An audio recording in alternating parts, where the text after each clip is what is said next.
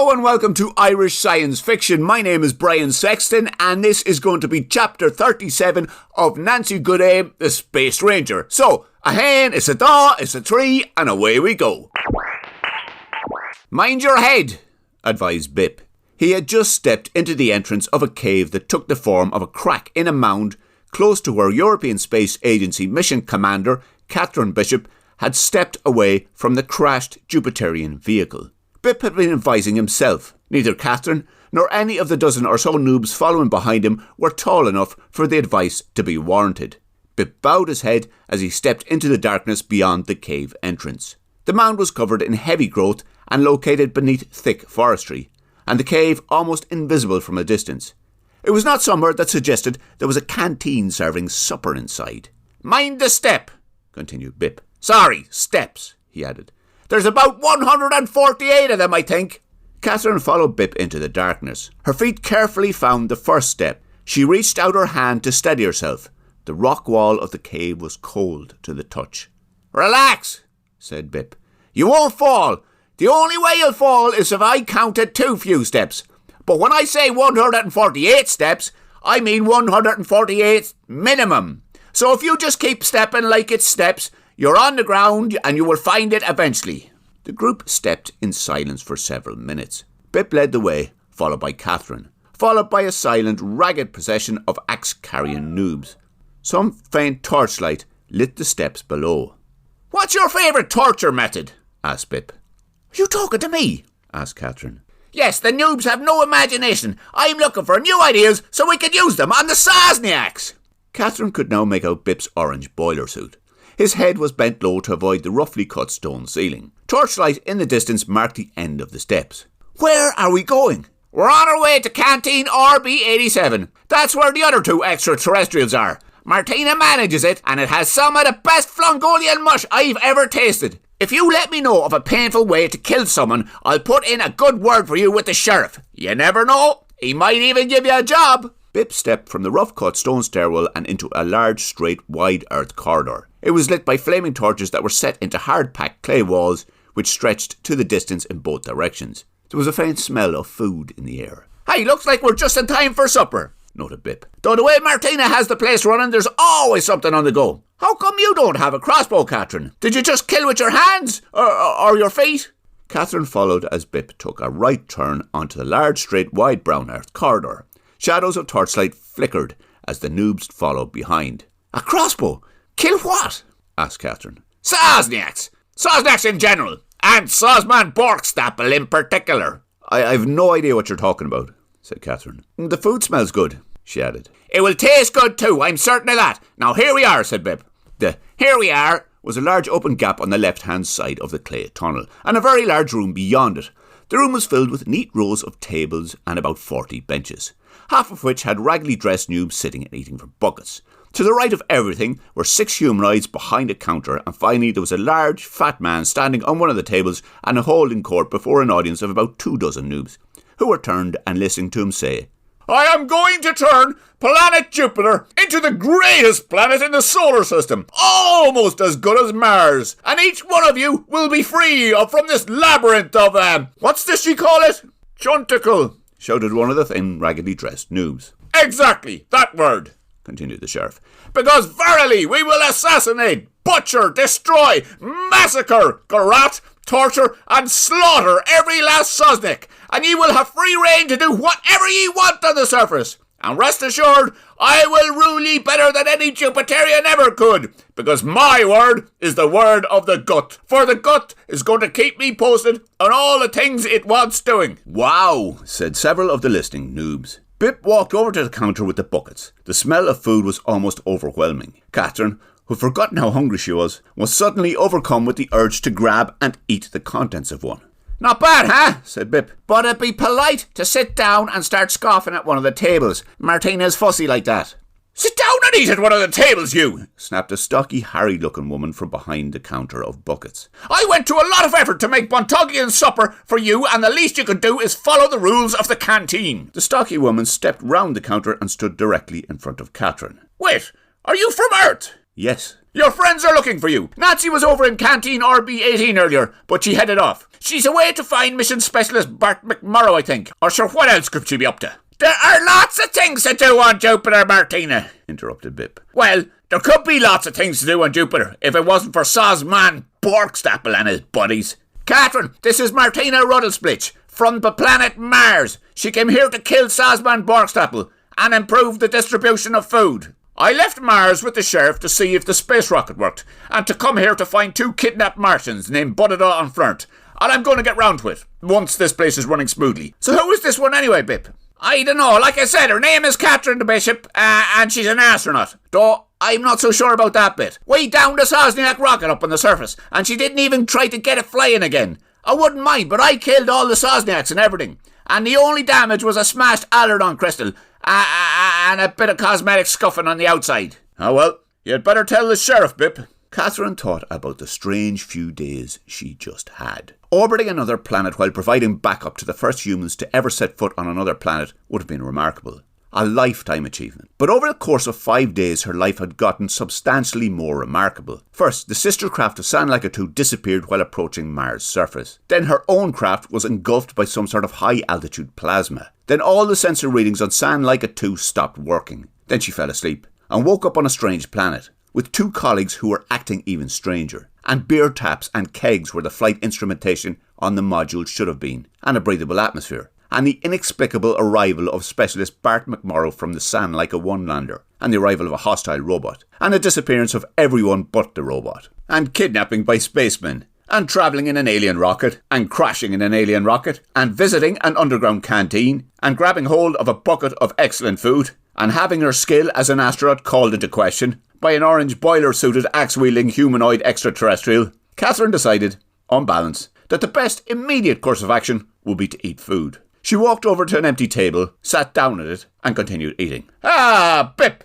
yelled the fat humanoid on the table. "What news of the expedition?" Bip turned to face the man on the table. This meant he was now facing the end of the canteen furthest from the tunnel entrance. The counter was to his right, Catherine was sitting alone eating at a table to his left, and the man was on top of a table at the furthest end, which was about 20 metres away. Between Bip and the two were several tables filled with about 48 noobs, who had just been joined in eating and listening by the noobs who had returned from the planet's surface with himself and Catherine. All were now facing him, and waiting for him to give the news. "We intercepted and captured an airborne Sosniak patrol, Sheriff." "Great work! Great work! Now, noobs, listen to that. Intercepted and captured an airborne patrol. Can you imagine such a thing happening before I arrived to lead ye all? And only on the first Army of Darkness surface expedition too. Go on, Bip. I butchered as many Sosniaks as I could." "Excellent. Great work. Did you hear that, noobs? Butchered as many Sosniaks as he could. Well, that is the future, butchering Sosniaks. And it will be a fantastic thing. There'll be internal organs splattered all over the surface of Jupiter by the time we're finished. Go on, Bip. How did the noobs fare out?" Well, they battered some of the exterior panels pretty hard, causing some severe scratches and dents to those panels." "Good. Good work. We'll need to do a bit better if we were to take control of the entire planet. But it's a start, so well done. Is this them here?" The sheriff pointed to the newly arrived noobs who had sat down with the others with buckets of steaming stew and were waiting patiently for the opportunity to eat them while listening politely to the conversation taking place above their heads. "Good stuff. You are an important part of the conquest of Jupiter, because even though I am mighty and brilliant, I could not do the things I am about to do without you facilitating me by doing as you are told, so well done. You should be proud. Was there anything else, Bip?" No, not really. The rocket the Sosniaks were using was damaged in the interception.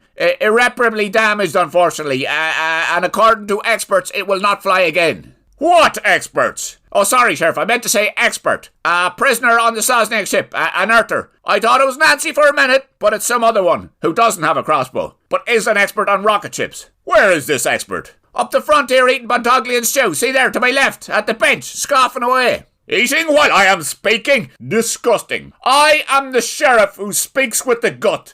It is unmotocious to eat while I am speaking, or listening. Stop your eating at once, Earther." "The Earther's name is Mission Commander Catherine Bishop, Sheriff. There's some other words in there too, but I'm not really a big fan of their methods of using lots of names. Even 2 was too much for me. That's why I'm happy for everyone to call me Bip. Nobody cares what you are happy with, and I'll call you what I want.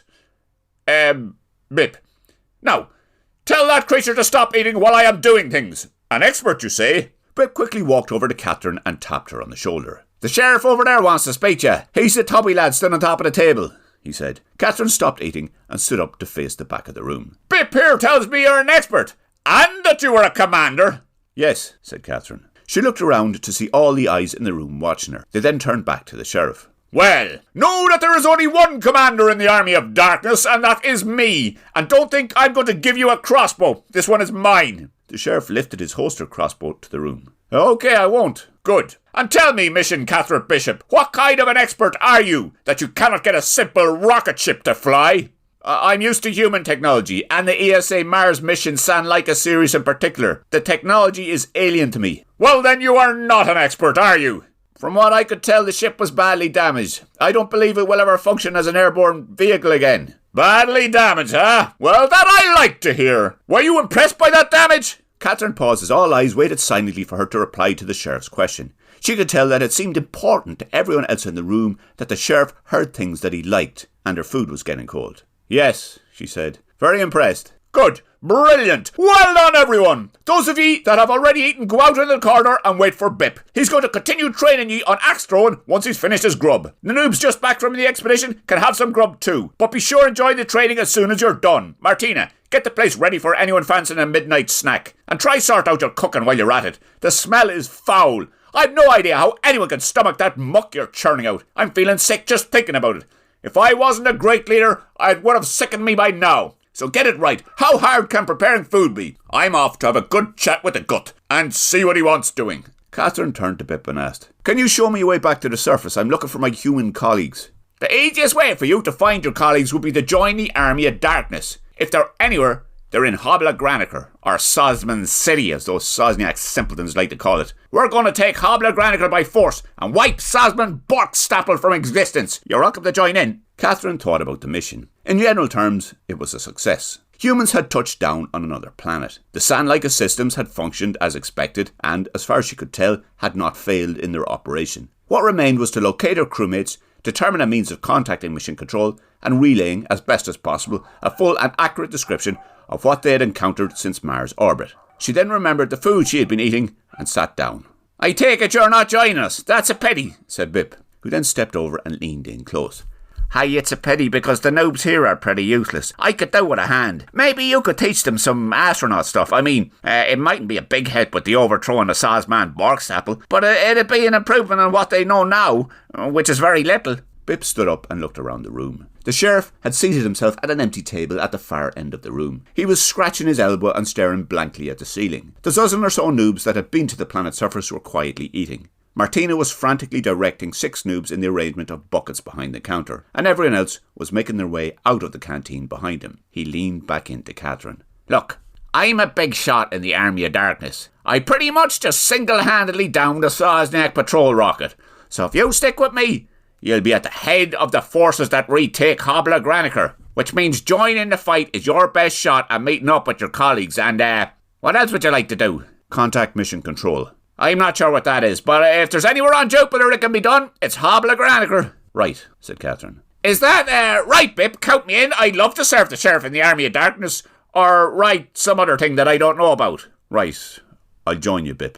After the food. Hey, of course after the food. You can't do much on an empty stomach, or whatever it is you call your interior biological matter energy transfer system. Stomach, said Catherine. Good. We're agreed, so I've a feeling that you're going to get along just fine here, said Bip. And that was it for the supper time in the Labyrinth of Chunticle on the 5th night of the first human expedition to another planet. An underground army, of sorts, a late supper, some even later axe-throwing training, a pensive sheriff, European Space Agency Mission Commander Catherine Bishop, a Martian waitress/astronaut called Martina Ruddlesplitch, 63 noobs, and the last remaining copy of the Book of Bongerlon, adrift on the Sea of Uncertainty on Jupiter. Okay, folks, fair play if you listened to that, and thank you for following. If you have been following the story, there'll be another chapter in 2 weeks' time. Chat to you then.